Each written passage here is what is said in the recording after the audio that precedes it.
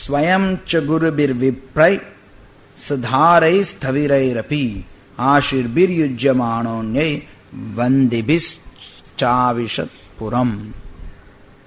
மொழிபெயர்ப்பு பொருளுரை விளங்கியவர் தேவத்ராச பக்திவேதாந்த சுவாமி பிரபுபாதர், அகில உலக கிருஷ்ண பக்தி இயக்கத்தின் ஸ்தாபகாச்சாரியர். பிறகு பகவானின் பெருமைகளை பாடிக்கொண்டும் ஆசிகள் வழங்கிக் கொண்டும் இருந்த வயது முதிர்ந்த உறவினர்கள் மற்றும் வயது முதிர்ந்த பிராமணர்கள் ஆகிய அனைவரும் பின்தொடர பகவான் நகரத்திற்குள் பிரவேசித்தார். பொருளுரை. பிராமணர்கள் எதிர்கால ஓய்வு பெற்ற வாழ்விற்காக பணம் சேகரிப்பதில் ஒருபோதும் கவனம் செலுத்துவதில்லை. அவர்கள் பலமிழந்த முதியோர்களாக இருந்த பொழுது தங்களது மனைவிகளுடன் அரசர்களின் சபைக்கு சென்று அவர்களுடைய பெருமைக்குரிய செயல்களை புகழ்ந்து பாடுவதாலேயே வாழ்வின் எல்லா தேவைகளையும் பெற்று வந்தனர். அத்தகைய பிராமணர்கள் அரசர்களை முகஸ்துதி செய்பவர்கள் அல்ல. ஆனால் அரசர்கள் அவர்களுடைய பெருமைக்குரிய செயல்களுக்காக உண்மையாகவே புகழப்பட்டனர். அத்தகைய பிராமணர்களால் அந்த அரசர்கள் புண்ணிய செயல்களை செய்வதில் அதிக உற்சாகத்தை பெற்றனர். பகவான் ஸ்ரீகிருஷ்ணர் எல்லா பெருமைகளுக்கும் தகுதியானவராவார். பகவானின் பெருமைகளை பாடுவதால் பிராமணர்களும் மற்றவர்களும் பெருமையடைந்தனர்.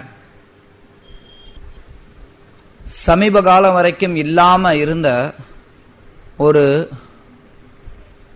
புதிய விஷயம் நவீன சமுதாயத்தில் எல்லாரையும் பற்றி கொண்டு விட்டது.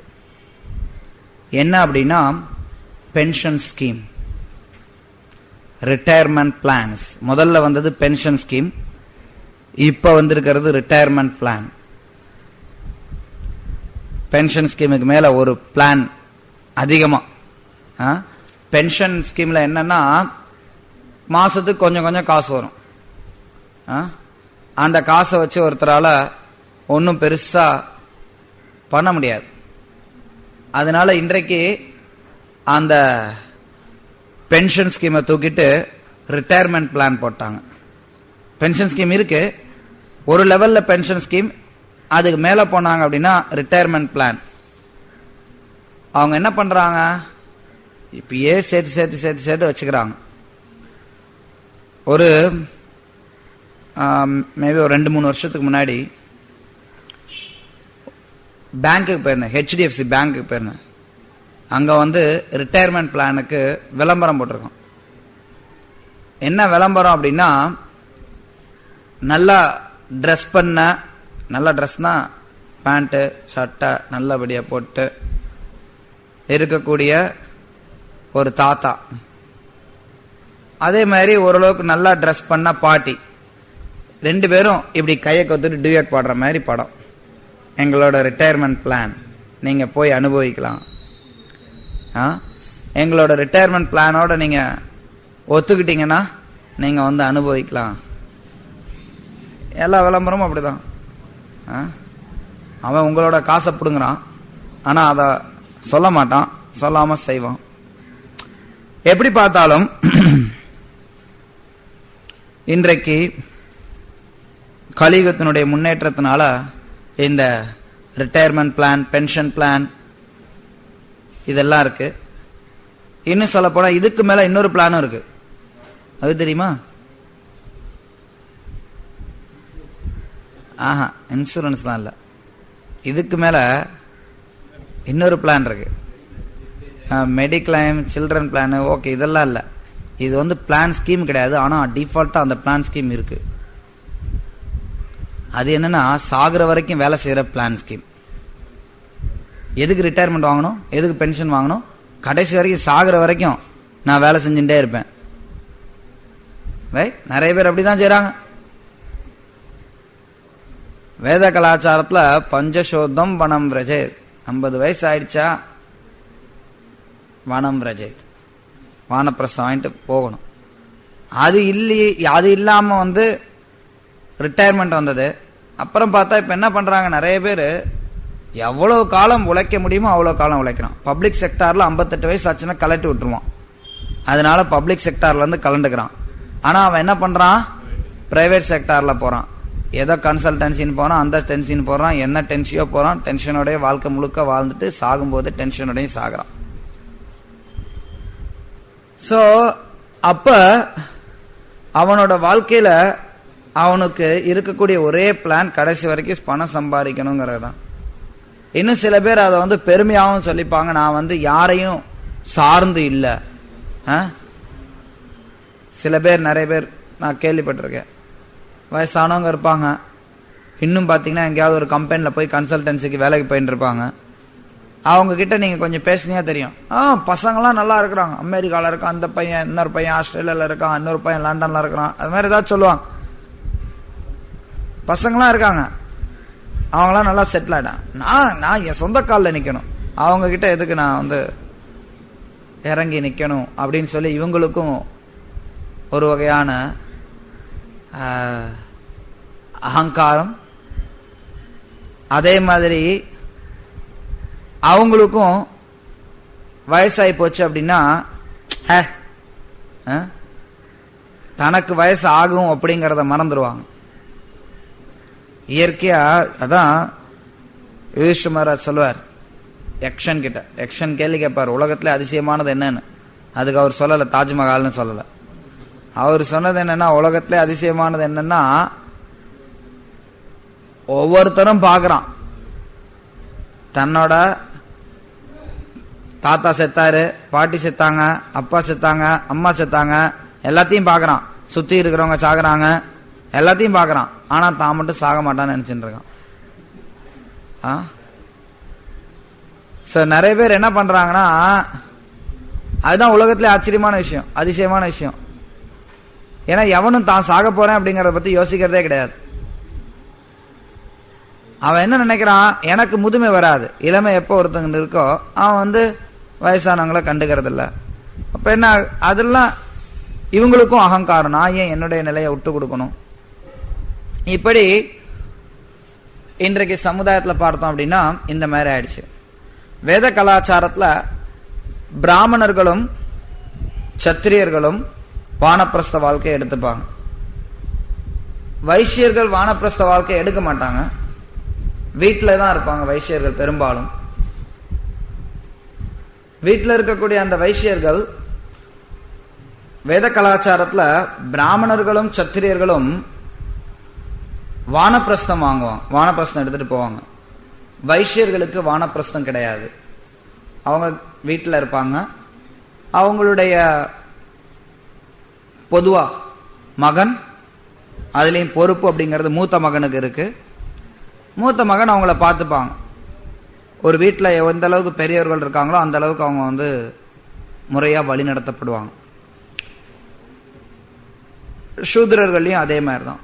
வைசிய சூத்ர சமுதாயத்தில் அவங்க வீட்டிலேயே இருப்பாங்க. அவங்கெல்லாம் முறையா பார்த்துப்பாங்க. இன்னைக்கு பார்த்தோம் அப்படின்னா வானப்பிரஸ்தம் வாங்குறது கிடையாது, ஆனா தனியா வாழ்வாங்க. ஏன்னா எல்லாம் விட்டுட்டு ஓடி போயிடுவாங்க, யாரும் பார்த்துக்கிறது கிடையாது. நவீன காலத்தினுடைய மோசமான நிலை அது. பிராமணர்கள் குறிப்பா எப்பவுமே அவங்களுக்கு எந்த பிளானுமே கிடையாது, அதுவும் குறிப்பா ரிட்டையர்மெண்ட் பிளான் சுத்தமா கிடையாது. பிராமணர்கள் ஏழ்மையில வாழக்கூடியது அவர்களுடைய தன்மையில ஒன்று. பிராமணன் கையில நீங்க எவ்வளவு பணம் கொடுத்தாலும் அவன் அதை என்ன பண்ணுவான்னா தானம் அளிச்சிடுவான். தானம் கொடுத்துட்டு தான் எப்பவுமே ஏழ்மையில வசிப்பான். பிராமணனுடைய தன்மை அது. பிராமணன் நிறைய பைசா வச்சுட்டு தான் சொகுசா வாழணும், வருங்காலத்துக்காக திட்டம் போட்டு வாழணும் அப்படிங்கிறது பிராமணனுடைய குணத்துல கிடையாது. அதெல்லாம் வைசியனுடைய குணத்துல இருக்கலாம், இல்ல சூத்ரனுடைய தன்மையில இருக்கலாம். பிராமணர்கள் குறிப்பா வருங்காலத்துக்காக சேர்க்கிறது, இக்காலத்துக்கே சேர்க்க மாட்டாங்க, வருங்காலத்துக்கு எங்க இருந்து சேர்க்க போறாங்க. அவங்க என்ன பண்ணுவாங்க அப்படிங்கறத ஸ்ரீல பிரபுபாத் இங்க சொல்றார். அவங்க ராஜாக்கள்கிட்ட போவாங்க. ராஜாக்கள்கிட்ட போய் அவங்க அந்த ராஜாவினுடைய சிறப்பான செயல்களை பற்றி போற்றி புகழ்வார்கள். அப்படி போற்றி புகழும் போது அந்த ராஜா அதனால மகிழ்ச்சி அடைஞ்சு அவங்களுக்கு சில பரிசுகளை கொடுப்பார், தானத்தை கொடுப்பார். இவ்வளவு பொற்காசுகள் எடுத்து வச்சுக்கோ. அது வழக்கமான ஒன்று. அப்படியே அவங்க போற்றி புகழனா கூட ராஜாக்களை போய் பார்ப்பாங்க. ராஜாக்கள் அவங்களுக்கு சில வெகுமதிகளை கொடுப்பாங்க. அதை வச்சுட்டு அவங்க வாழ்க்கையை ஓட்டுவாங்க. மிச்சம் இருக்கக்கூடிய எஞ்சி இருக்கக்கூடிய காலத்தை சில பிராமணர்கள் அதையும் தவிர்த்து போறது உண்டு. உயர்ந்த நிலையில் இருக்கக்கூடிய பிராமணர்கள், பொதுவா சாதாரண நிலையில் இருக்கக்கூடிய பிராமணர்கள் கூட ராஜாக்களை நம்பி இருப்பாங்க. அந்த ராஜாக்களும் அந்த பிராமணர்களை பராமரிப்பாங்க. இந்த ராஜாக்கள் அந்த பிராமணர்கள் புகழ்றது அப்படிங்கிறது கூட சில பிரபுபா சொல்ற மாதிரி வெறும் முகஸ்துதியா இருக்காது. வெறும்னா இல்லாத ஒன்றெல்லாம் இருக்கிற மாதிரி சொல்றது. இன்றைக்கு பார்த்தீங்கன்னா அதான் பண்ணுவாங்க. பிராமணர்கள் கிடையாது இவங்கெல்லாம், அவங்களும் சத்திரியர்கள் கிடையாது. ஆனா அரசியல் கட்சிக்காரங்களாம் என்ன பண்ணுவாங்கன்னா, இல்லாத ஒரு குணத்தை வந்து தன்னுடைய தலைவனுக்கு இருக்கிற மாதிரி. பார்த்தீங்கன்னா சில நேரத்தில் யாராவது தலைவர் வரானா வரிசையா பேனர் வச்சிருப்பான். ஒவ்வொரு பேனர்லையும் ஒவ்வொரு வாசகம் இருக்கும். அப்படியே என்னமோ எழுதியிருப்பான், என்னென்னமோ எழுதுவான், எது வேணாலும் எழுதுவான், என்ன வேணாலும் எழுதுவான். அவன் இப்பதான் 10 பேர் கட்சி ஆரம்பிச்சிருப்பான், உடனே வருங்கால முதலமைச்சர்னு சொல்லுவான்.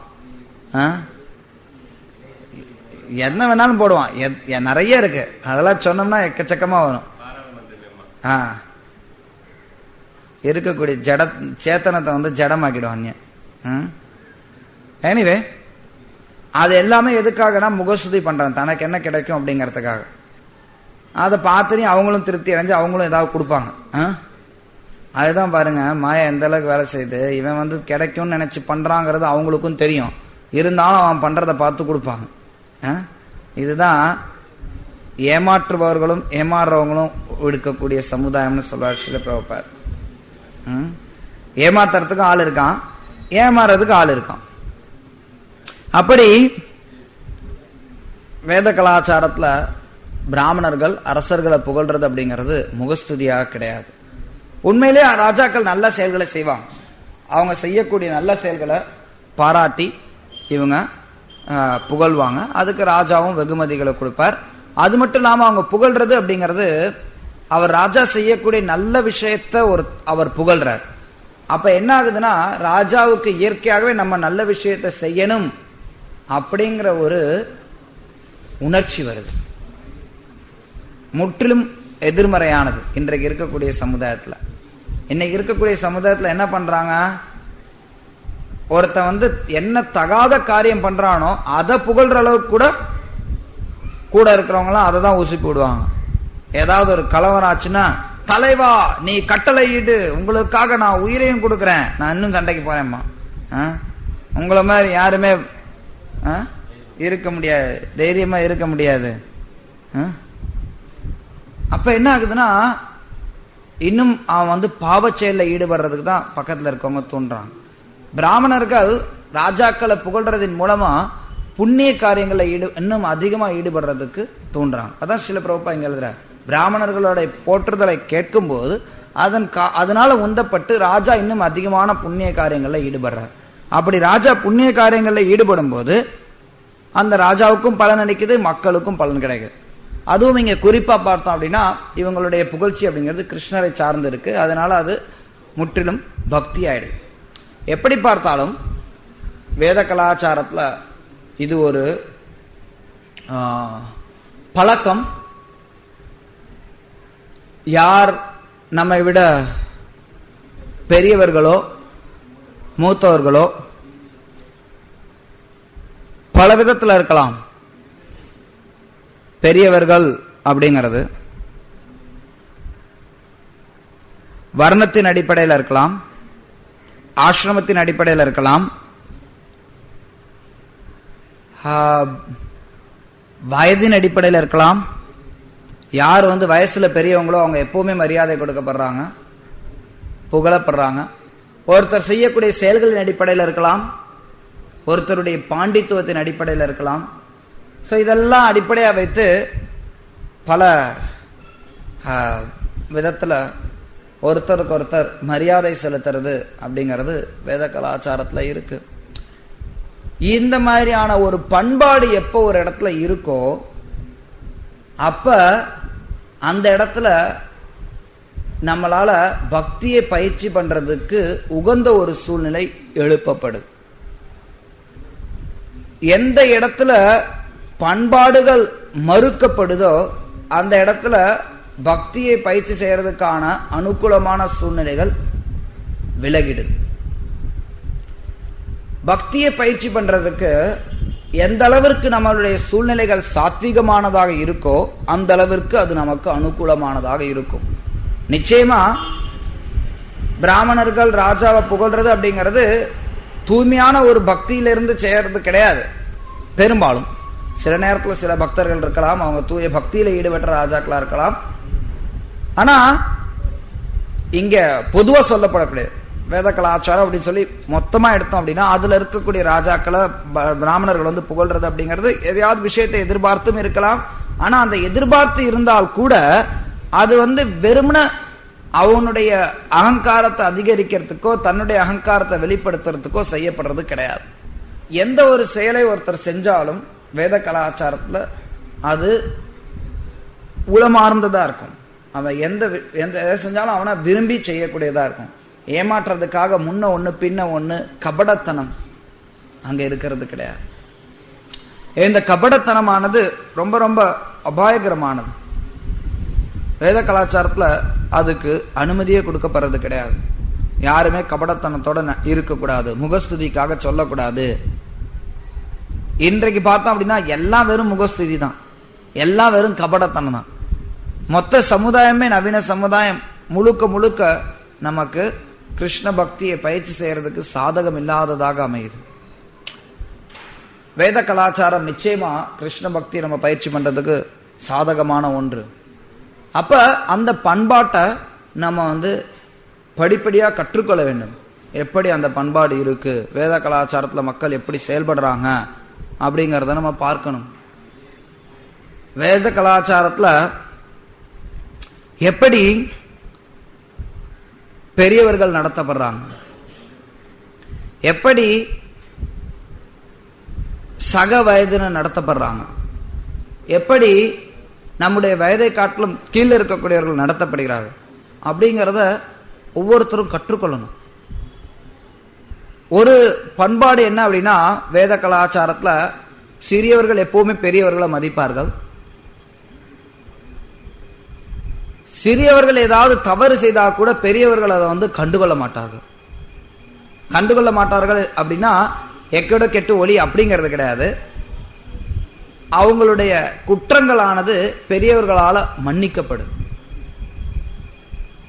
பெரியவர்களுடைய தன்மை ஒன்று என்ன அப்படின்னா மன்னிக்கும் திறன்.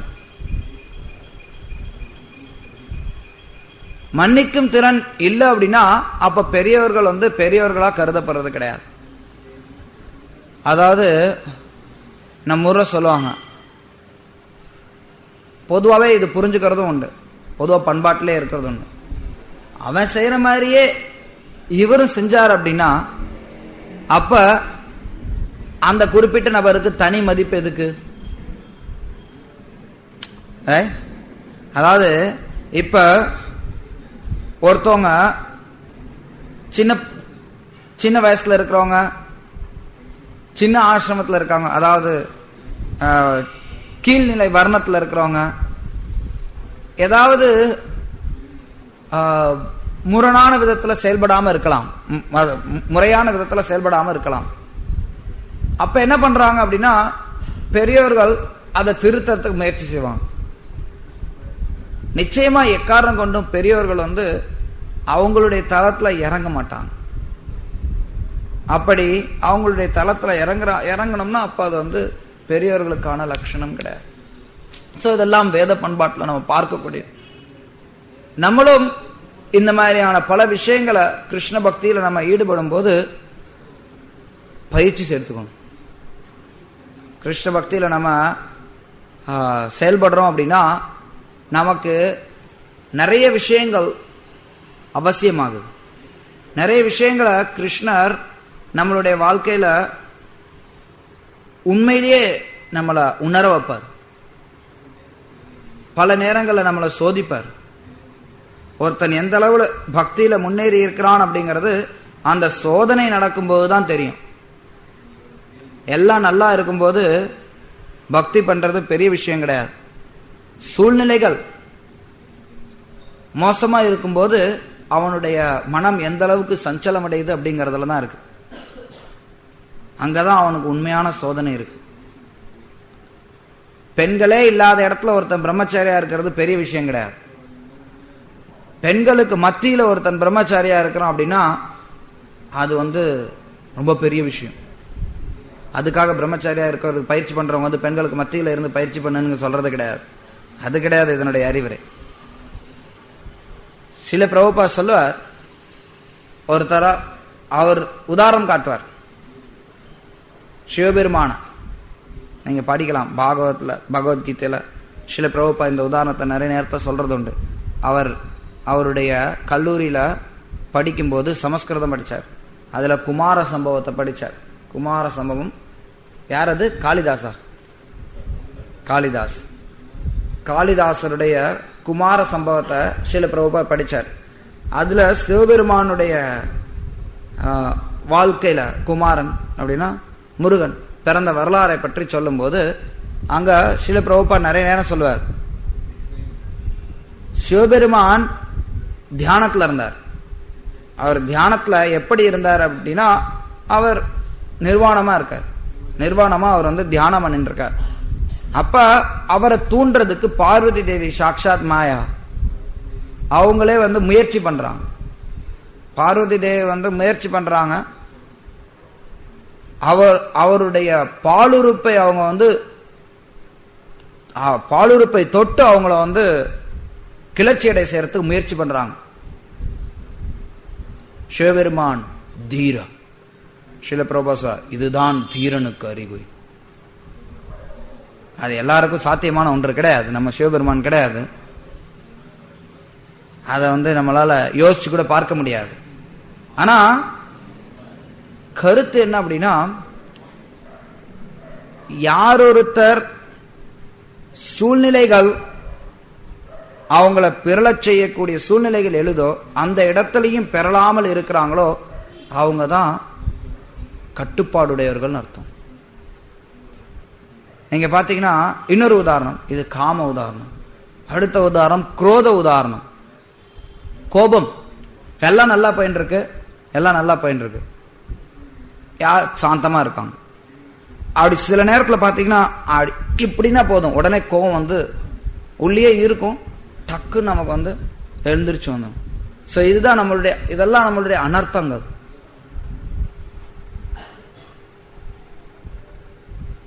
சில பிரபுபாதர் அக்ரோத கோபமின்மை சினங்கொல்லாமை ஒரு அத்தியாயம் இருக்குல்ல திருக்குறள்ல கூட, சம்திங் லைக் தட் ஏதோ இருக்கு, சினங்கொல்லாமை. கோபம் கொள்ளாம இருக்கிறத பத்தி சொல்லும் போது பிரபுபாதர் எழுதுவார், அக்ரோத கோபம் இல்லாம இருக்கிறது அப்படின்னா எப்ப கோவப்படக்கூடிய சூழ்நிலை வருதோ அந்த சூழ்நிலை கோவப்படாம இருக்கிறது. அதுதான் கோவப்படாம இருக்கிறதுக்கு அர்த்தம். எல்லாம் நல்லா இருக்கும்போது ஒருத்தர் கோவப்படாம இருக்கிறது பெரிய விஷயம் கிடையாது. அப்கோர்ஸ் சில பேர் இருப்பாங்க, எல்லாம் நல்லா இருந்தா கூட எப்ப பார்த்தாலும் கோவப்படுவாங்க. அது ரொம்ப மோசமான தன்மை. சூழ்நிலைகள் எழுச்சி பெறும் போதும் எந்த அளவுக்கு ஒருத்தன் தன்னுடைய மனதையும் புலன்களையும் கோபத்தினுடைய உந்துதல்களையும் கட்டுப்படுத்துறான் அப்படிங்கிறது ரொம்ப முக்கியம். வாச்சோ வேகம் மனச குரோத வேகம், ஜிஹ்வா வேகம் உதரோபஸ்த வேகம். வாச்சோ வேகம் ரொம்ப கஷ்டம், ரொம்ப கஷ்டம். வார்த்தையினுடைய தூண்டுதல். பல நேரத்தில் என்ன பேசுறோம், ஏது பேசுறோம், எப்படி பேசுறோம், யார்கிட்ட பேசுறோம் அப்படிங்கிறத ஒருத்தனுக்கு தெரியல அப்படின்னா அவனுக்கு சமுதாயத்தில் மதிப்பு இருக்காது. மறுபடியும் நான் வள்ளுவர்ல இருந்து சொல்றேன், சாஸ்திரமும் சொல்லுது, யாகாவராயினும் நாகாக்க காவாக்கால் சோகாப்பர் சொல்லிழுக்கப்பட்டு. யாகாவராயினும் நாகாக்க, எந்த புலன்களை ஒருத்தனால கட்டுப்படுத்த முடியலனாலும் அவன் நாக்க கட்டுப்படுத்தணும். எதுலனா பேச்சுல. காவாக்கால் கட்டுப்படுத்தல அப்படின்னா சோகாப்பர் சொல்லிழுக்கப்பட்டு அவங்க மற்றவர்களால சொற்கள்னால இழுக்கப்படுவாங்க. அது மட்டும் இல்லாம வார்த்தை ரொம்ப ரொம்ப கவனமா இருக்கணும். மறுபடியும் நான் வள்ளுவர்ல இருந்தே சொல்றேன். இதெல்லாம் பண்பாடு. இது பெருசா எல்லா கலாச்சாரத்திலையும் இருக்கக்கூடியது. தீனால் சுட்ட புண் உள்ளாரும் ஆறாதே நாவினால் சுட்டவடு. சில பேருக்கு அது விளங்காது. அடுத்தவங்க தன்னை ஏதாவது ஒன்று சொல்லிட்டாங்கன்னா அது வடு உள்ள இருந்துட்டே இருக்கும். தான் அடுத்தவனை எப்படி சொல்றோம் என்ன சொல்றோங்கிறத பத்தி யோசிக்கவே மாட்டான்.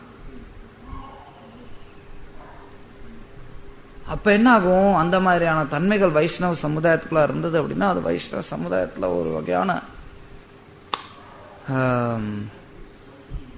ஒரு வகையான உரசல்களை ஏற்படுத்தும். இது எல்லாரும் கற்றுக்கொள்ள வேண்டிய பழக்கம். குறிப்பா வைஷ்ணவர்கள் எல்லாரையும் காட்டிலும் மேல இருக்கணும்.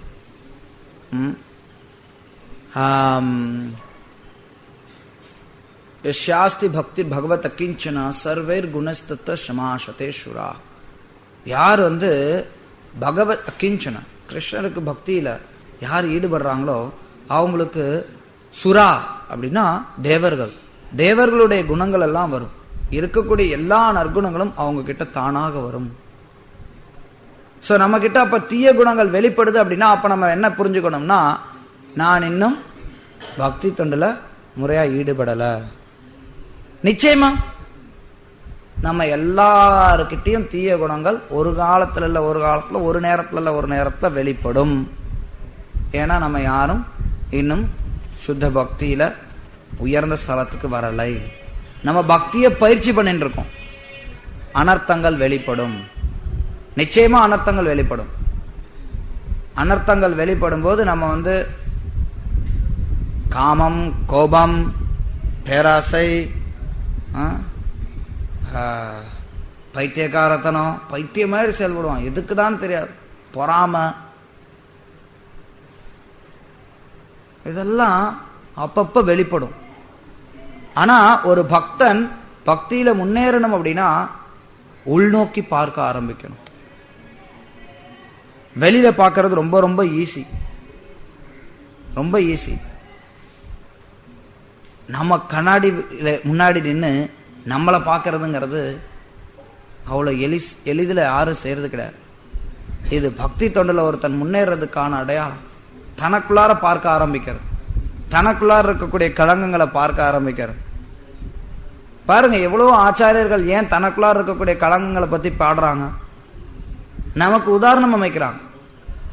நம்ம எப்படி பாடணும், நம்ம எப்படி கிருஷ்ணத்தை பிரார்த்தனை செய்யணும் அப்படிங்கிறதுக்கு. ஆனா நம்ம என்ன நினைக்கிறோம்னா, எப்பவுமே நம்மளுடைய என்னன்னா, நான் பக்குவமானவன், அடுத்தவன் பக்குவமானவன் அல்ல. ஏட்டளவுல நம்ம படிக்கிறதும் பேசுறதும் நம்மளுடைய செயல்பாட்டில் வருதாங்கிறத நம்ம பார்க்கணும். ஏட்டளவுல நம்ம பேசலாம், படிக்கலாம். திருநாதபி சுனிச்சேன கோபி பர்த்தபத கமலையோர் தாசதாச தாசான தாச அமானினா மானதேன. எல்லாருக்கும் மரியாதை கொடுக்கணும், நமக்குன்னு எந்த மரியாதையும் எதிர்பார்க்க கூடாது. நம்மளால சூழ்நிலைகளை எப்படி நம்ம அனுசரிச்சு செயல்படுறோம் அப்படிங்கிறது ரொம்ப முக்கியம். சில சூழ்நிலைகள்ல நம்ம தூய்மையடையாத காரணத்தினால ஆச்சாரியர்கள் இவ்வளவு சொல்லியிருந்தாலும், எவ்வளவு விஷயங்களை நம்ம கேட்டிருந்தாலும், எவ்வளவு விஷயங்களை சில நேரத்தில் புரிஞ்சு வச்சிருந்தாலும், நம்மளே சில நேரத்தில் சிலருக்கு அந்த அறிவுரைகளை கொடுத்திருப்போம். ஆனா அந்த சூழ்நிலை வரும்போது நம்மளுடைய அனர்த்தங்கள் வெளிப்பட்டுரும். அப்ப ஒரு பக்தனுடைய தன்மை என்ன அப்படின்னா, பக்தியில முன்னேற்றம் அடைகிறவனுக்கும் மற்றவனுக்கும் இருக்கக்கூடிய ஒரு வேறுபாடு என்ன அப்படின்னா, பக்தனானவன் அந்த விஷயத்துக்காக வருந்துறான். நான் மறுபடி என்னுடைய அனர்த்தங்களை வெளிப்படுத்தக்கூடாது அப்படின்னு சொல்லி முடிவு பண்றான். மறுபடியும் அவன் தோல்வி அடையலாம், தப்பு கிடையாது. தோல்வி அடைகிறதுல தவறு இல்லை. ஆனா அது சரி அப்படின்னு நினைச்சோம்னா அதுதான் தவறு. நான் என்ன பண்றது, நான் இப்படிதான் இருப்பேன், இப்படி இருந்தா என்ன தவறா அப்படின்னு நம்ம இருந்தோம்னா பக்தியில நம்ம முன்னேறதுக்கான பாதையை நம்ம அடைச்சிடறோம். இதுதான் ரொம்ப சூக்ஷ்மமான விஷயம். இது பக்தியில நம்ம முன்னேறதுக்கு இருக்கக்கூடிய பாதை நம்மளுடைய அனர்த்தங்களை களைந்து செல்வது, அனர்த்தங்களை வளர்க்கிறது கிடையாது. தூய பக்தினா என்ன? அனர்த்தங்கள் இல்லாம கிருஷ்ணருக்கு பக்தி பண்றது தூய பக்தி. ஆனா அனர்த்தங்கள் இருக்கிற நிலையில நம்ம எப்படி தூய பக்தியை பயிற்சி பண்றது? அனர்த்தங்களை வளர்க்காம தூய பக்தியை பயிற்சி பண்றது. அவ்வளவுதான். நம்மளுடைய தற்போதைய நிலையில நம்ம என்ன பண்றோம்னா அனர்த்தங்களை கூடிய மட்டும் வளர்க்காம பண்றோம். அனர்த்தங்கள் அப்படி வெளிப்பட்டது அப்படின்னா அதுக்காக வருத்தப்படுறான் ஒரு பக்தன். பயிற்சி நிலையில இருக்கக்கூடிய பக்தன் அதுக்காக வருத்தப்படுறான். எனக்கு ஏன் இந்த மாதிரி பொறாம வருது? அப்படி என்ன அவங்கிட்ட இருக்கு என்கிட்ட இல்லாதது? யார்கிட்ட எது இருந்தாலும் எல்லாம் தற்காலிகமானது. ஐயோ அவன் 2 வீடு வாங்கிட்டானே, எனக்கு வீடு இல்லையே, ஏன்னா அப்படி நினைக்கிறேன்? எல்லாம் அழிய போற வீடு தானே, ஏன் எனக்கு இந்த பொறாம வருது? கிருஷ்ணா ஏன் எனக்கு இந்த மாதிரி எண்ணங்கள் வருது? இந்த எண்ணம் என்னை விட்டு போகட்டும் கிருஷ்ணா, உதவி பண்ணு கிருஷ்ணா. ஏன் நான் கோவப்படுறேன்? ஏன் நான் காமத்தினால பாதிக்கப்படுறேன்? கிருஷ்ணத்தை பிரார்த்தனை செய்யணும். அப்படிப்பட்ட பிரார்த்தனைகள் நம்மளை பக்தியில மேல வர்றதுக்கு உதவும். ஜென்யூனா உண்மையா உணர்ந்து நம்மளுடைய நிலை என்ன, நாம இப்படி எப்படி செயல்படணும், நான் இந்த அனர்த்தங்கள்லாம் இல்லாம இருக்கணும், துரதிருஷ்டவசமா நான் இந்த அனர்த்தங்களோட இருக்கேன். கோபிநாத் மம நிவேதன சுனோ விஷய துர்ஜனா சுதா காமரதா கிச்சு நகி மோரோ குணா.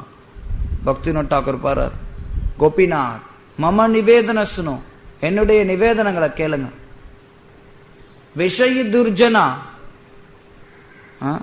என்னுடைய எப்பவுமே புலன்ப விஷயங்கள்லயே இருக்கேன், துர்ஜனங்களோட நான் இருக்கேன். சதா காமரதா, என்னுடைய மனம் காமரதத்திலேயே போயின்னு இருக்கு. கிச்சு நகி மோரோ குணா, எனக்குன்னு நல்ல குணங்கள் எதுவுமே இல்லை. இது யார் சொல்றா? பக்திவினோத் டாக்கூர் சொல்றார். எதுக்காக சொல்றார்? நமக்காக சொல்றார். அனர்த்தங்களே இல்லாத நபரை நம்ம தேடி பார்க்கணும் அப்படின்னு தேடினோம்னா தேடிக்கிட்டே இருக்க வேண்டியதுதான் வாழ்க்கை ஃபுல்லா. என்னைக்குமே கண்டுபிடிக்க மாட்டோம். நான் முன்னாடியே கூட ஒரு நாள் அன்னைக்கு திருக்குறள் கூட சொன்னேன்.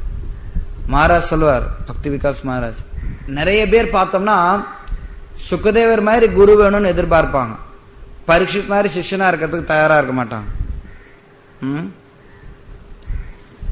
என்னுடைய குரு சுக்கதேவர் மாதிரி இருக்கணும், நான் பரீட்சித் மாதிரி இருக்க மாட்டேன், நான் போக்கிரி மாதிரி இருப்பேன். ஆனா எதிர்பார்ப்பு மட்டும் பெருசா இருக்கும். அது வைஷ்ணவனுக்கு அழகு கிடையாது. நம்ம இயற்கையா பார்க்கிறோம், ஏன் எல்லார்ட்டையும் கலங்க இருக்கு. நான் அன்னைக்கு கூட அந்த உதாரணம் கொடுத்தேன்னு நினைக்கிறேன், இருந்தாலும் பரவாயில்ல திரும்பி சொல்லலாம், தப்பு கிடையாது. ஒரு தடவை ஸ்ரீல பிரபுபா ஹைதராபாத்ல நடந்ததுன்னு நினைக்கிறேன். அங்க ஒரு லைஃப் மெம்பர் பிரபுபட சொல்ற, சுவாமிஜி உங்க சிஷ்யர்கள்லாம் சண்டை போட்டுக்கிறாங்க. என்ன அதுக்கு என்ன அப்படிங்கிற மாதிரி கேட்டார். இல்ல சண்டை போட்டுக்கிறாங்க. என்ன அவர் சொன்னார், இல்ல அவங்களாம் சாதுக்களாச்சு, சாதுக்கள் சண்டை போடுறதுங்கிறது ஆச்சரியமா இருக்கு அப்படின்னா. பிரபுபா சொன்னார், அவங்க சண்டை போடுறதை பார்த்து நீ ஆச்சரியம் அடைகிறியா? ஆமா. பிரபுபா திருப்பி சொன்னார், அவன் ஹரே கிருஷ்ண மாமந்தனை சொல்றதை பார்த்து நான் ஆச்சரியம் அடைகிறேன். இது ஒரு மருத்துவமனை. பிரபுபா சொன்னார், இது ஒரு மருத்துவமனை, எங்க அட்லீஸ்ட் அவன் ட்ரீட்மெண்ட் எடுத்துக்கிறானே, மொத்தவெல்லாம் ட்ரீட்மெண்ட் எடுக்கிறது இல்லையே, ஆனா அந்த ட்ரீட்மெண்ட் ஒழுங்கா எடுக்கிறானாங்கிறது தான் நம்ம பார்க்கணும். ஸோ அதனால எல்லார்ட்டையும் கலங்கங்கள் இருக்கும். அந்த கலங்கங்களுக்காக நம்ம பக்தர்களை நிராகரிக்கணும் அப்படின்னா யாருமே எஞ்ச மாட்டாங்க.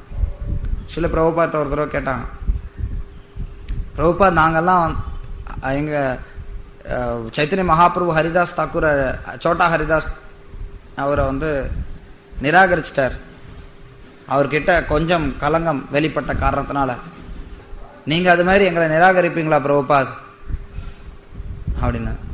பிரபுபா சொன்னார், அந்த மாதிரி நான் நிராகரிச்சேன் அப்படின்னா எஞ்சி இருக்கிறது international society for Krishna consciousness, founder Acharya, his divine grace AC Bhaktivedanta Swami. அந்த போர்டு தான் எஞ்சி நிற்கும். அதாவது பிரபுபாத் மட்டும்தான் இருப்பார், வேற யாரும் இருக்க மாட்டாங்க அப்படிங்கறது தான் பிரபுபாத் சொன்னார். ஸோ அது ஒரு பெரிய குற்றம் கிடையாது. ஆனா அது செய்யக்கூடியவங்க அதை குற்றம்னு உணராம அந்த குற்றத்தை தொடர்ந்துட்டே இருந்தாங்க அப்படின்னா அங்கதான் பிரச்சனையே வருது. நிறைய நேரத்தில் பக்தர்களை பார்க்கணும், சில பேர்கிட்ட சில விஷயங்களை எடுத்து சொன்னோம் அப்படின்னா சரின்னு கூட கேட்க மாட்டாங்க. நான் பிடிச்ச முயலுக்கு 3 கால்னு சொல்லிட்டு அவங்களுடைய சுபாவத்திலேயே இருப்போம். சரின்னு கூட கேட்கறதுக்கான மனப்பக்குவம் இல்லை அப்படின்னா அப்ப முன்னேற்றம் ரொம்ப மெதுவா இருக்கும். அப்படின்னா சாஸ்திர ஞானம் உள்ள இருந்து வரல. இங்க இருக்கலாம் சாஸ்திர ஞானம் நிறைய பேர். கிருஷ்ணர் சொல்வார் கீதையில, நமாம் துஷ்கிருத்தினோ மூடா பிரபத்தியந்தே நராதமா மாயா அபகிருத்த ஜான ஆசுரிம் பாவம் ஆசுத. 4 விதமான மக்கள் என்கிட்ட வர்றது கிடையாது. யார் யாரு? மூடர்கள், மனிதரில் கடைநிலையோர், மாயினால் அறிவை இழந்தவர்கள். சில பிரபுபாத் சொல்வார், நிறைய பேர் இதுக்கு இருக்கக்கூடிய விஞ்ஞானிகள்லாம் இப்படிதான் இருக்கிறான். மாயாவாதி இந்த கேட்டகரியில தான் வரான். மாயாவாதிக்கு எது சரி எது தவறுன்னு தெரியறது கிடையாது.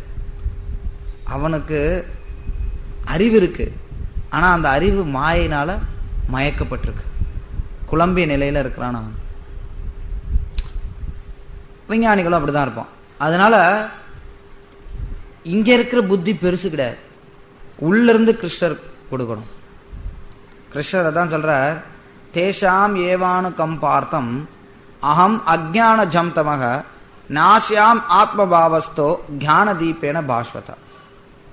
யார் எனக்கு பக்தி செலுத்துறாங்களோ தேஷாம் ஏவானு கம்பார்த்தம், அவங்களுக்கு நான் என்ன பண்றேன், அகம் அஜ்ஞான ஜம் தமக, அவங்களுடைய அஜ்ஞான ஜம் அறியாமைய நான் உள்ள இருந்து ஞான தீபத்தை கொடுத்து விளக்குறேங்கிற. ஸோ அந்த ஞான தீபம், உண்மையான ஞான தீபம் ஏற்றப்படும் போது அப்ப நமக்குள்ளார் இருக்கக்கூடிய அஜ்ஞானத்தை நம்மளால பார்க்க முடியும், இல்லைன்னா பார்க்க முடியாது. ஸோ இது ஒரு ஒரு தோற்றம், ஒரு விஷயம், நம்ம புரிஞ்சுக்க வேண்டிய ஒரு விஷயம். நம்ம கிட்ட கலங்கங்கள் வெளிப்படுது அப்படின்னா நம்ம இன்னும் தூய்மை அடையல, சரி பரவாயில்ல, அதுக்கு என்ன பண்ணணும், கிருஷ்ணன்ட்ட பிரார்த்தனை பண்ணணும். அதுக்காக அப்படியே ஒருத்தவங்க நொடிஞ்சு போய் ஐயோ நான் இப்படி இருக்கக்கூடாது, இப்படி இருக்கிறேனே அப்படின்னு சொல்லிட்டு பக்தர்களுடைய சங்கத்தை விட்டு ஒதுங்கி போறாங்க, அது கிடையாது. அப்ப என்னன்னா அண்டர்ஸ்டாண்டிங் வீக்கா இருக்குன்னு அர்த்தம். எந்த அளவுக்கு ஒருத்தவங்களுக்கு கலங்கங்கள் அதிகமா வெளிப்படுதுங்கிறத ஒருத்தன் உணர்றானோ அந்த அளவுக்கு அவன் மேன்மேலும் பக்தி தொண்டில் ஸ்திரமா ஈடுபடணும். அதுதான் பக்தனுக்கு அழகு. கிருஷ்ணர் என்னை சோதிக்கிறார், மாயை என்னை சோதிக்குது, நான் அந்த சோதனையில வெற்றி பெறணும், அதுக்கு பக்தி தொண்டில் ஆழமா ஈடுபடணும் அப்படிங்கிற எண்ணங்கள் நம்ம வளர்த்து கொள்ளணும். இதெல்லாம் அவசியமாகும். பண்பாடுகள், ஸ்ரீமத் பாகவத்ல நிறைய இடங்கள்ல இந்த பண்பாடுகள் விளக்கப்பட்டது. பண்பாடுகளை தெரிஞ்சு அதன்படி செயல்படணும் அப்படிங்கிறதுக்காகத்தான் அது சொல்லப்படுது ஒழிய வெறும்னா பேசிட்டு போறதுக்காக கிடையாது. எப்படி ஒருத்தர் வாழணும், எப்படி ஒருத்தர் வாழக்கூடாது தெளிவா இருக்கு ஸ்ரீமத் பாகவதத்துல. ஒரு பக்தர்கள் எப்படி வாழணும், ஒரே சூழ்நிலைக்கு வெவ்வேறு நிலையில இருக்கக்கூடிய வெவ்வேறு பக்தர்கள் எப்படி செயல்பட்டார்கள், இதெல்லாம் பாகவத்துல இருக்கு, எல்லாமே இருக்கு பாகவத்துல. நிகம கல்பத்தோரோ கலிதம் பலம், வேதங்களுடைய கனிந்த பலம் ஸ்ரீமத் பாகவதம். இதுல இல்லாத விஷயமே கிடையாது, எல்லாமே இருக்கு, நம்ம கையில இருக்கு. அதை நம்மளுடைய நடைமுறை வாழ்க்கையில ஈடுபடுத்துறது. சில பேர் கேட்பாங்க, சில பேர் கேட்க மாட்டாங்க. சில நேரத்தில் நம்மளே கேட்போம், சில நேரத்தில் நம்மளே கேட்க மாட்டோம். ஆனா கொஞ்சம் கொஞ்சமா நம்மளை பக்குவப்படுத்தணும், அது ரொம்ப அவசியம். ஹரே கிருஷ்ணா. ஒவ்வொருத்தருடைய இதயத்திலையும் அசுரகுணமும் இருக்கு, தேவகுணமும் இருக்கு. காரணம் என்ன? கர்மாவா காரணம்? கர்மத்தை குறை சொல்லிட்டு நம்ம ஒதுங்கி நிக்கிறது கிடையாது. கர்மத்தை சுட்டி காட்டிட்டு நம்ம ஒதுங்கிறது கிடையாது. நம்மளுடைய விருப்பத்தின் பேர்ல தான் நம்ம கர்மத்தை செய்யறோம், செயல்களை செய்யறோம். அதனுடைய விளைவுகள் தான் கர்மமா வருது. இப்ப செஞ்ச செயலா இருக்கலாம், எப்பயோ செஞ்ச செயலா இருக்கலாம். ஆனா நம்மளுடைய கர்மத்துக்கு நம்ம தான் பொறுப்பாளி ஆகும். அதனால நம்ம ஏதாவது தவறு இழைக்கிறோம் அப்படின்னா அதுக்கு நம்ம தான் பொறுப்பு. நம்மளுடைய அறியாமை தான் பொறுப்பு. அந்த அறியாமைய கிருஷ்ணர் கொடுக்கக்கூடிய ஞான தீபத்தை வச்சு ஏற்ற பார்க்கணும், விளக்க பார்க்கணும். அந்த அறியாமை விளக்க பார்க்கணும். ஞான தீபத்தை ஏற்றி அறியாமை விளக்கிறதுக்கு பார்க்கணும். ஞானம் எப்படி வரும்? இங்கே வர்றது கிடையாது.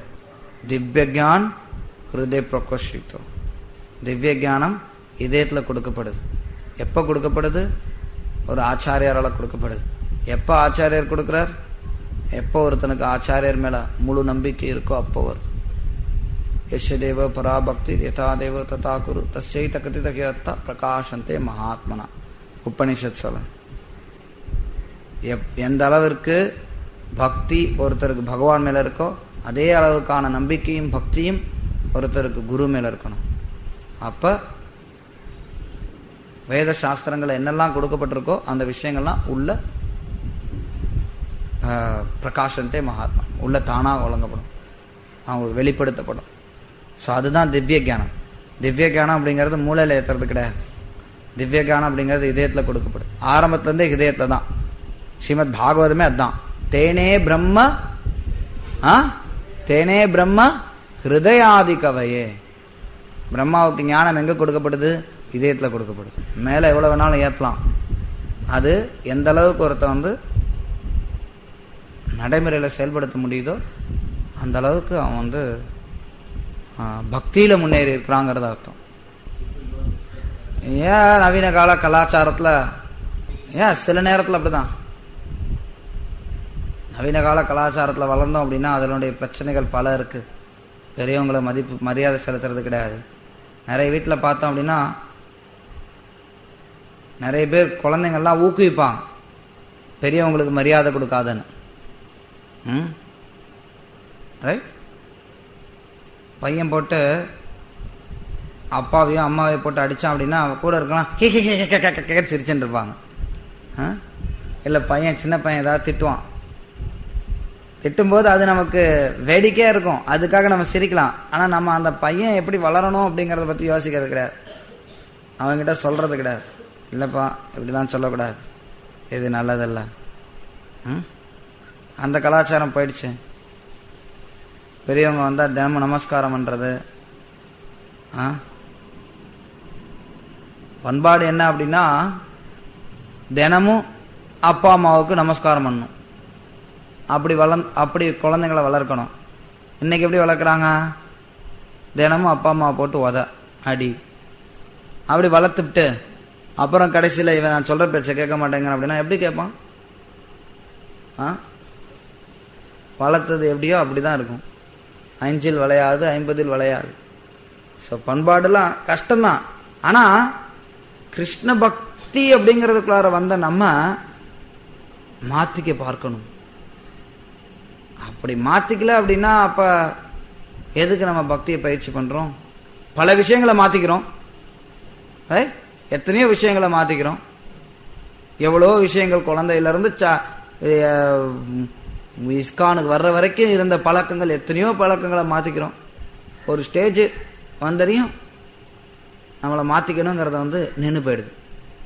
நான் பக்குவம் அடைஞ்சவன் ஆகிட்டேன், இனிமேட்டு நான் மாற்றுறதுக்கு எதுவுமே கிடையாது என்கிட்ட. அங்கே தான் பிரச்சனை. ஒரு ஸ்டேஜில் ஆரம்பத்தில் வர்றவனுக்கு தன்னை மாற்றிக்கணும்னு எண்ணம் இருக்குது. அவன் நினைக்கிறான், நான் மாம்சம் சாப்பிட்றது நிறுத்தணும், நான் போதைப் பொருட்களை எடுத்துக்கிறது நிறுத்தணும், வெங்காயம் பூண்டு சாப்பிட்றது நிறுத்தணும், டீ காஃபி சாப்பிட்றது நிறுத்தணும், மீசை வச்சுருக்கேன்னா மீசை எடுக்கணும்,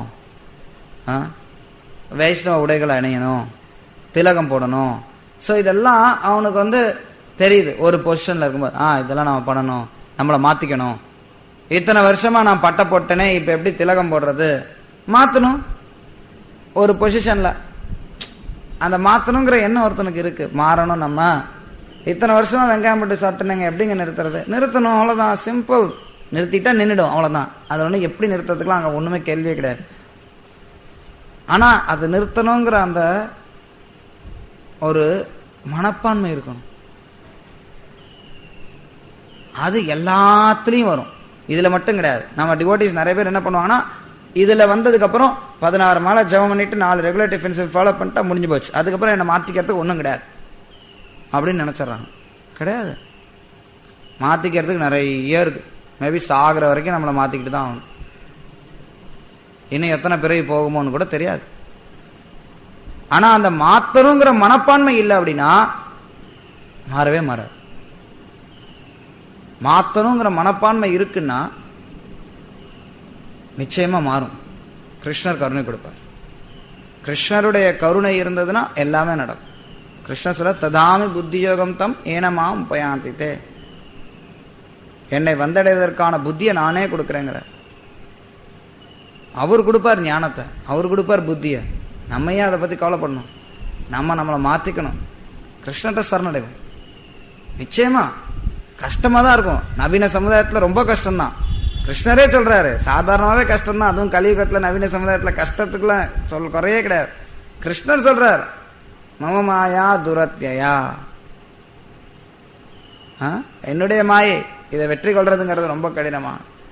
ஆனாலும் கிருஷ்ணன் சார், மாம் ஏவையே பிரபத்தியந்தே மாயாம் ஏ தாம் தரந்தித்தே.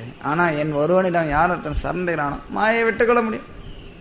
அதுதானே இப்ப படிக்கிறோம், பகவத்கீதையில படிக்கிறோம், கிளாஸ் கொடுக்குறோம், பேசுறோம். நடைமுறையில வரும்போது இதெல்லாம் முடியாது பிரபு, நாங்க இப்படி வளர்ந்துட்டோம் பிரபு, நாங்க இப்படியே பழகிட்டோம் பிரபு இருக்கும். அதுதான் ஆக்சுவலி பக்தனுக்கான சிம்டம். மிருகாரி வேடன், வாழ்க்கை ஃபுல்லா அவன் வேடன் தான், அவனுக்கு எதுவுமே தெரியாது. அதுவும் பார்த்தானா அறகுறையா கொன்னு அதனால இன்பத்தை அடைஞ்சுட்டு இருப்பான். மாத்தணுங்கிற ஒரு எண்ணம் கிருஷ்ணர் வழி கொடுத்தார், மாத்தணும். நம்மளால முடியாதான்னு? முடியும். ஆச்சாரியர்கள் சொல்றாங்க, மாத்திக்கோ, மாத்துறதுக்கு பிரார்த்தனை பண்ணு, கிருஷ்ணர் உதவுவார். அதை விட்டுட்டு நம்ம நான் இப்படிதான் இருப்பேன், என்னாலாம் மாற முடியாது, எனக்கு வயசாயிடுச்சு, இத்தனை வருஷம் இப்படிதான் பழகிட்டேன், நான் எப்படி மாறுறது? எப்படி மாறுறதுன்னு நினைச்சோம்னா மாறவே முடியாது. நான் 20 வருஷமா இப்படித்தான் வாழ்ந்துட்டேன், 30 வருஷமா இப்படிதான் வாழ்ந்துட்டேன், 60 வருஷமா இப்படிதான் வாழ்ந்துட்டேன், 80 வருஷமா இப்படிதான் வாழ்ந்துட்டேன். ஏன் 80 வருஷமா இப்படிதான் வாழ்ந்தேன், கொஞ்சமா மாத்திக்கவே. இனிமேட்டு 20 வருஷம் வேஸ்ட் பண்ணிய, மிச்சம் இருக்கிறதையாவது யூஸ் பண்ணேன். எஸ், போத் ரெண்டுமே இருக்கு. என்ன கேட்கிறாருன்னா, ஒரு சக பக்தர்கள்ட்ட இல்ல குறிப்பா மூத்த பக்தர்கள் இளைய பக்தர்கள்ட்ட நம்ம பழகும் போது நம்ம நட்புறவோட பழகணுமா, இல்ல ரொம்ப நான் பெரிய ஆள் நீ சின்ன ஆளு அப்படிங்கிற ஒரு ஸ்தானத்திலேயே பழகணுமா? ரெண்டுமே இருக்கு. ரெண்டுமே ஒருத்தருக்கு உதவும். பிரம்மச்சாரி குருகுலே வாசன் குரு தந்தோகிதம், பிரம்மச்சாரி குருகுலே வாசம் குரு தந்தோகிதம்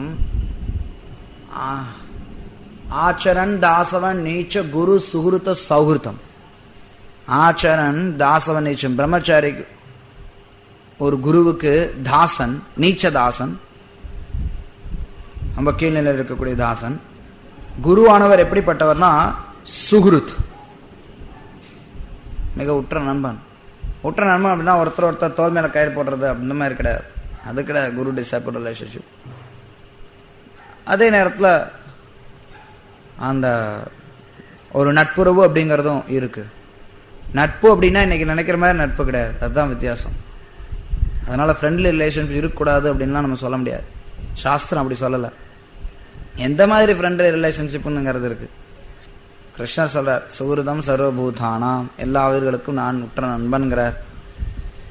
வைஷ்ணவனுடைய குணங்களை பற்றி சொல்லும்போது கபிலதேவர் சொல்றார், வைஷ்ணவன் எல்லாருக்கும் உற்ற நண்பன்கிறார். கிருஷ்ணர்கிட்ட அந்த குணம் இருக்கனால வைஷ்ணவனும் அதே குணத்தை வெளிப்படுத்துறான். அந்த நேரத்தில் நட்புங்கிறது எப்படி செயல்படுறதுங்கிறதும் இருக்கு. அது it's another topic. Pension scheme பற்றி பேசினேன்.